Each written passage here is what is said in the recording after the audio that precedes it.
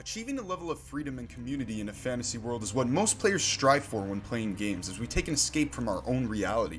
If any genre can encapsulate these experiences, it's the MMO genre. MMO games have a huge impact in gaming for their ability to attract millions of players, the type of freedom the games provide, and their ability to form communities. Now, community surrounding games isn't a stranger in the gaming scene, and creative freedom is certainly not a mystery when developing games under this genre.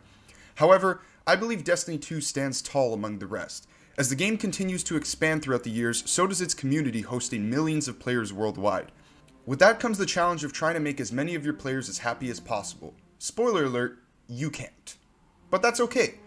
Despite that fact, Bungie strives to appeal to everyone in their community and give players the freedom that they want so that anyone can create their own experiences. That being said, I'm here to argue why I think Destiny 2 has one of the strongest communities and forms of creative freedom than many others in the MMO genre.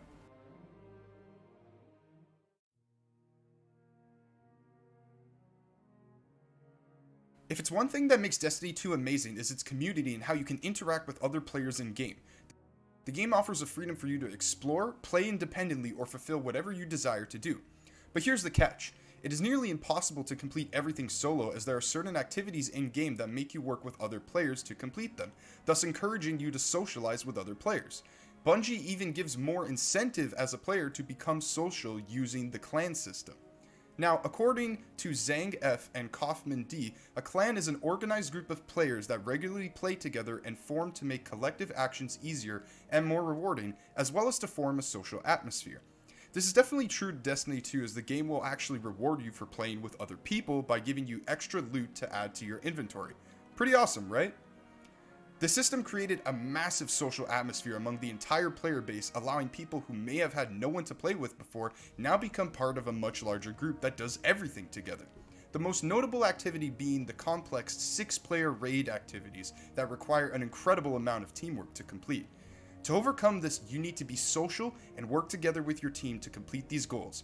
When you're almost forced to work collaboratively with other people to achieve a common goal in mind, it's incredible to see how things come together.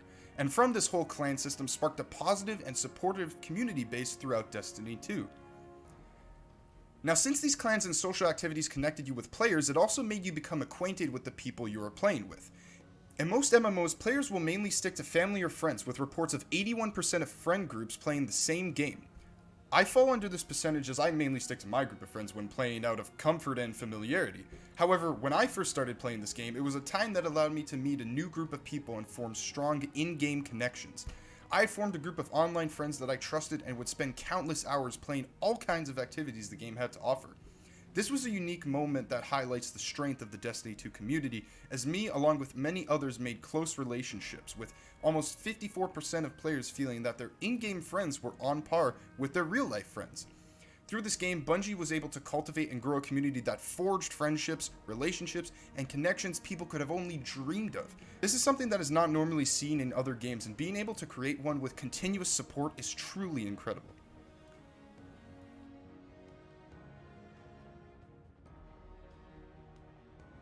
When it comes to Destiny 2's freedom of expression, it excels, as there are very little limitations imposed on the player, as you can portray your identity however you may please in the game. When you start off the game, you're given the choice to choose between 3 different classes, being the Titan, Hunter, and Warlock, each representing a different character archetype. You're then given a range of customization features, from gender, eye color, facial features, hair, body type, etc. You're also given the option to customize your character's armor and appearance to be whatever you want. With almost no limitations in place, it makes creating a character in a fantasy world all the more appealing. This sort of creative freedom is truly exceptional, as it allows you as a player to base your Guardian off your own personality or as an ideal version of yourself. It's essentially a blank canvas. Research shows that people who play MMOs view their avatar as an idolized version of their own offline personality, rating their avatar as a more conscientious, more extrovert, and less neurotic than themselves. Having a customization like this is extremely important in today's era, as people identify themselves in many different ways. It felt more immersive that I was able to express myself however I wanted. I ended up choosing the Hunter and gave him glowing red and white armor with a neon glowing cape, embodying how I wanted to portray myself out of reality, all while creating a unique experience of my own. This form of creative freedom in a game with millions of players populating it is vital to create an immersive and expressive experience. Players can comfortably play as who they want to be to get them even further immersed into the world, to which Bungie has truly excelled. The last point that I feel enlightens the overall feel of creative freedom in Destiny 2 is that it can be a very therapeutic and relaxing experience. Now, the one downside to the game is that it requires a lot of time and dedication to get things done and progress. There are various activities in game that can take several hours to even days of playing repeatedly, and this makes it challenging if you are someone with limited time. However, there is a large emphasis on player agency within the game. There isn't a structured path to play the game. You can load into a planet to roam freely as you please, or join up with 5 other friends to complete activities together. It doesn't matter what you choose, as the game is oriented around you, leading it to creating a therapeutic and relaxing experience.